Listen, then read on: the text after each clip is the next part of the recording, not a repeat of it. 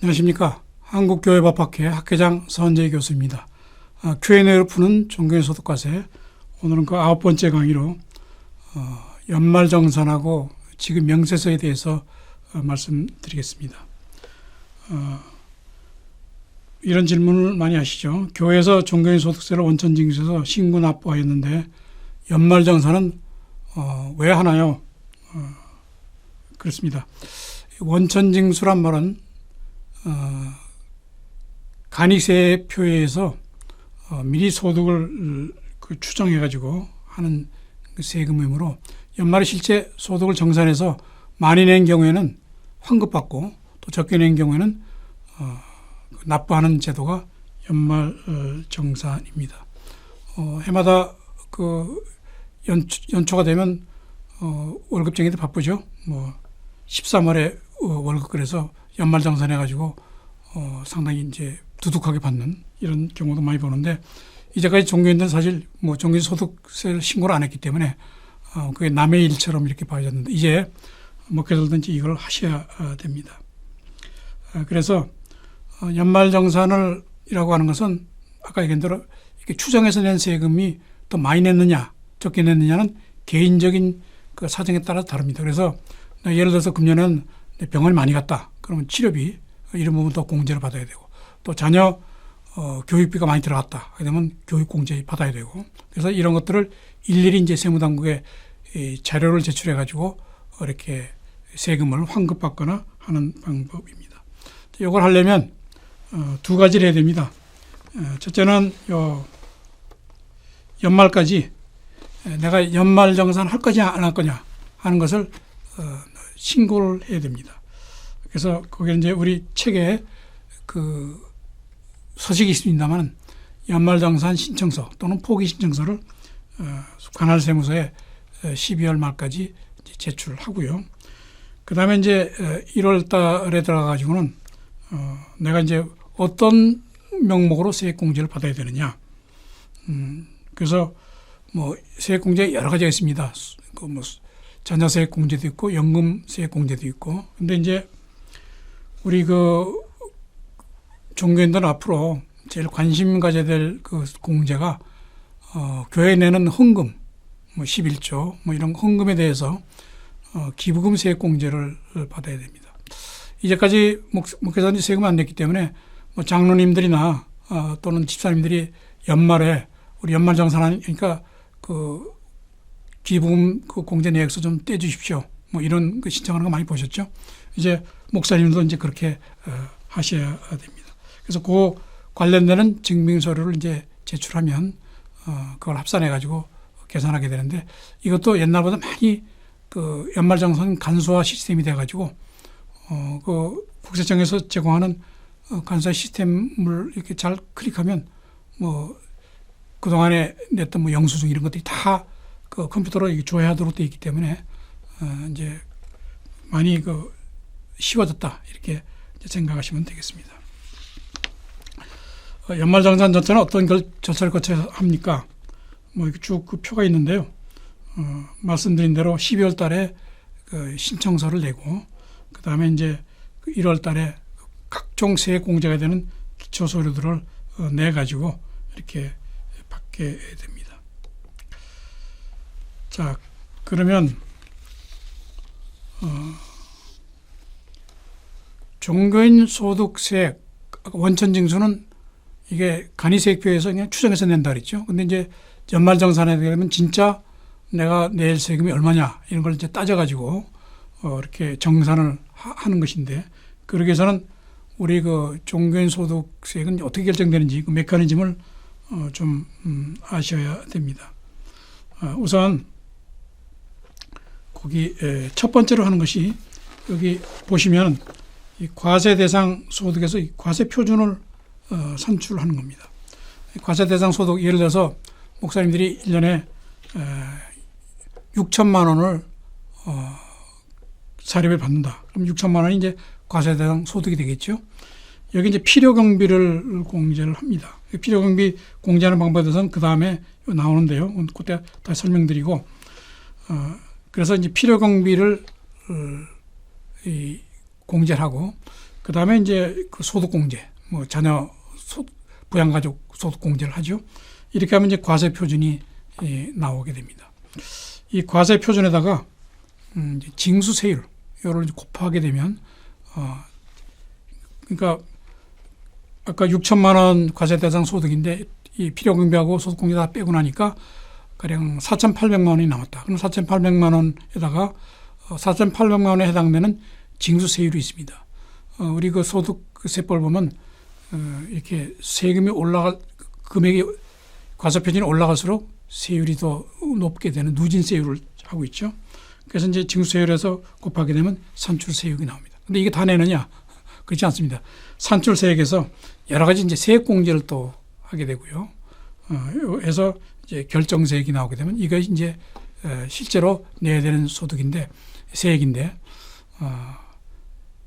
말씀드린 원천 징수에서 가령 세금을 40만 원으로 계산했는데 실제로 결정을 해보니까 이게 36만 원이다. 그렇게 되면 4만 원 초과 낸 것이 돼가지고 이것은 나중에 환급을 받게 됩니다. 자, 그 다음에 이제 아까 과세 표준을 하기 위해서는 그 필요경비를 공제하도록 되어 있는데요. 이게 그 근로소득 신고하고 종교인 소득에서 크게 차이 나는 점입니다. 그 종교인 소득의 경우는 이 필요경비를 공제하게 되는데요. 예를 들면 거기 표에 2천만 원 이하의 경우에는 100분의 80을 하게 되니까 이게 1,600만 원이 필요경비가 되고 나머지 400만 원이 이제 과세 표준이 되겠죠. 그 다음에 이제 두 번째 칸은 2천만 원부터 4천만 원 그 사이인데요. 예를 들어서 소득이 3천만 원이다 하게 되면 3천만 원의 경우는 2,100만 원이 필요경비가 돼가지고 900만 원이 과세 표준이 됩니다. 그 다음에 그 4천에서 6천 사이, 가령 5천만 원이다 하게 되면 5천만 원의 경우에는 2,900만 원이 필요경비가 돼가지고 2,100만 원이 과세 표준이 되고요. 7천만 원 같은 경우에는 3,400만 원이 돼가지고 3,600만 원이 과세 표준이 된다. 자, 이렇게 해서 이게 근로소득 신고할 때보다 훨씬 더 유리한, 세액 면에서는 유리한 이런 구조가 되겠습니다.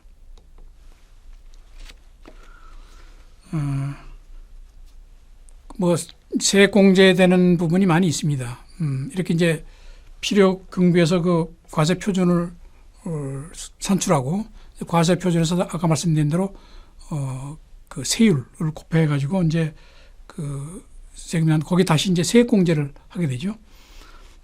그다음에 그런데 이제 세액 공제 중에서 좀 말씀드린 대로 뭐 여러 가지 게 있겠지만 우리 그 목회자들에 대해서는 제일 이제 관심 있고 중요한 게 교회에 헌금한 금액인데 이게 세액 공제의 대상이 되나요? 하는 질문입니다. 물론 당연히 이게 종교단체 기부금으로서 세액 공제가 됩니다.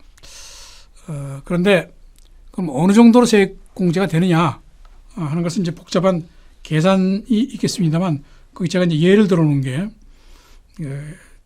예를 들어서 지금 이분이 그 소득 금액이 지금 7천만 원이다. 자, 7천만 원이면 얼마에 우선 그 세금을 내야 되냐는 것은 두 가지입니다. 우선 여기에 그 기부금세액 공제액이라는 것을 산출해야 돼요. 기부금세액 공제액은 어떻게 산출하냐면 자기의 소득의 10%, 그러니까 7천만 원의 10%면 700만 원이죠. 그 다음에 이게 1억 원이 넘어가게 되면 요거는 1,000만 원이 됩니다. 그래서 1,000만 원하고 700만 원 중에 더 낮은 금액이 되는데 여긴 당연히 이제 700만 원이 더 낮으니까 이 700만 원이 세액공제 대상 기부액이 됩니다. 여기에다가 다시 15%를 곱해야 돼요. 그러면 700만 원의 15%면 최종적으로 105만 원. 이게 이제 공제 대상이 되겠습니다. 그러니까 1년에 7천만 원 받으시면은 7천만 원에서 105만 원을 이렇게 공제를 받게 되는데 뭐 사실 그렇게 큰 금액이 아닙니다. 저 종교단체 기부금보다 더 큰 게 이제 정치자금 것이요. 정치자금 같은 경우는 굉장히 그 세액 공제가 커집니다. 뭐 이걸 조금 더 소득 수준에 따라서 이렇게 이제 계산해 보니까 소득 금액이 이제 1억 원인 경우 이런 경우에는 150만 원, 그다음에 7천만 원인 경우 아까 계산한 대로 105만 원, 그다음에 5천만 원인 경우에는 75만 원, 그다음에 2천만 원인 경우는 30만 원. 그래서 이렇게 별로 다른 그 기부금에 비해서 공제 이게 크지가 않다. 그래서 저기 10%만 지금 세액 공제 기준으로 삼고 있는데 이거를 20%까지 좀 올려달라. 그러면 이제 7천만 원 그 소득 있는 분은 1,400만 원까지가 이제 공제 대상입니다. 그러니까 예를 들면 내가 아무리 교회에다 많이 헌금을 해도 내 7천만 원 중에서 예를 들어서 내가 뭐 그중에 10분의 3을 했다. 그러면 3천만 원 지금 그 교회에다가 헌금한 거 아닙니까? 그래도 700만 원밖에는 세액 공제 대상이 되지 않는다. 현재 지금 그 세액법상에 그렇게 되어 있습니다. 그래서 요걸 저희가 한 20%까지, 그 7천만 원의 20%는 1,400만 원이죠. 그러니까 1,400만 원까지는 요 공제 대상으로 해달라. 이렇게 지금 뭐 세무당국에다가 또는 기재부에다가 뭐 요청할 생각입니다. 그 다음에 이제 지급 명세서 여기 이제 굉장히 중요한데요. 많은 그 목회자들이 이렇게 오해합니다. 우리 교회는 뭐 소득 수준 적고 또 내가 뭐 큰 그 면세점 이하의 소득이기 때문에 세금하고는 관계없다. 그렇지 않습니다. 세금을 얼마를 적게 내든 모든 교회가 그 소속 그 종교인에게 지급하는 그 비용이 있을 경우에는 그 지급 명세서를 작성을 해야 됩니다. 뭐 연 다 해봐야 뭐 200만 원밖에 안 된다. 그렇다도 200만 원에 대해서 지급 명세서를 작성을 해가지고 이거를 다음에 3월 10일까지 제출을 해야 됩니다. 이건 원천 징수를 하든 또는 개인 종합소득세를 내든 상관이 없습니다. 이게 이제 이번에 들어간 거죠. 그래서 요 지급 명세서에는 이제 곧 종교인별로 얼마를 지급했다. 이거 뭐 월별로 하는 게 아니고 1년 단위로 하는 거니까 1년에 총 뭐 우리 담임 목사에게는 뭐 7천만 원 지급했고 부목사에게는 3천만 원 지급했고 이런 식으로 이제 거기 쭉 이렇게 기재를 하면 됩니다. 그래서 요게 이제 그 표를 보시면 이제 지급명세 서식이 세 가지입니다. 그러니까 종교인 소득으로 한 경우에는 하고 근로소득을 한 경우 요 서식이 좀 다르고요. 그다음 종교인 소득의 경우도 이게 연말 정산을 한 경우하고 정산을 하지 않은 경우에 내는 서식이 조금 다릅니다. 뭐 다르지만 큰 차이는 없다. 그 지급명세서와 관련해서 또 한 가지 이제 유념하실 것이 지급명세서는 종교인의 소득에 대해서만 그 신고를 합니다. 근데 제가 종교활동비 부분에서 설명드렸다시피 이 종교활동비를 신고해야 되느냐. 그럼 제가 예를 들어서 목사님이 1년에 5천만 원 사례비를 받았고 2천만 원 종교활동비를 받았다. 그럼 종교활동비 2천만 원 이거 지급명세서에 기재를 해야 되느냐. 그거는 제가 종교활동비 부분에서 설명드렸다시피 두 가지 경우를 나눠야 됩니다. 교회가 이 종교활동비를 목회자의 사례비하고 구분해서 관리하고 기록하지 않은 경우, 다시 말하면 2천만 원, 5천만 원 사례비하고 2천만 원 종교활동비를 다 목사님이 현금으로 지급하거나 아니면 통장으로 입금한 경우, 이 경우에는 요 종교활동비 부분을 비과세 혜택 받으려면 내가 2천만 원을 종교활동비를 받았다 하는 것을 구분해서 기재를 해줘야 됩니다.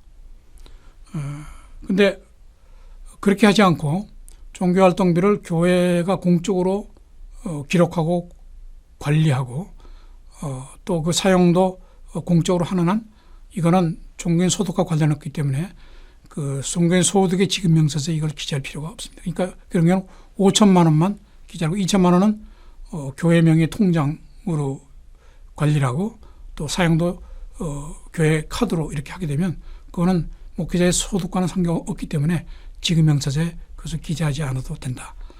이 부분을 좀 유념해 주시기 바랍니다.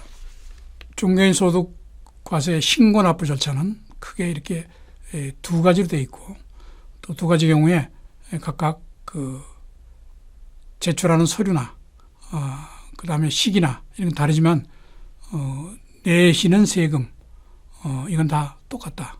그래서 교회 형편에 맞게 어느 쪽이 더 편리하고 유리한지 이걸 잘 감안하셔가지고 차질 없이 이렇게 세금을 납부를 준비하시면 되겠습니다. 이것에서 9번째 강의를 마치도록 하겠습니다.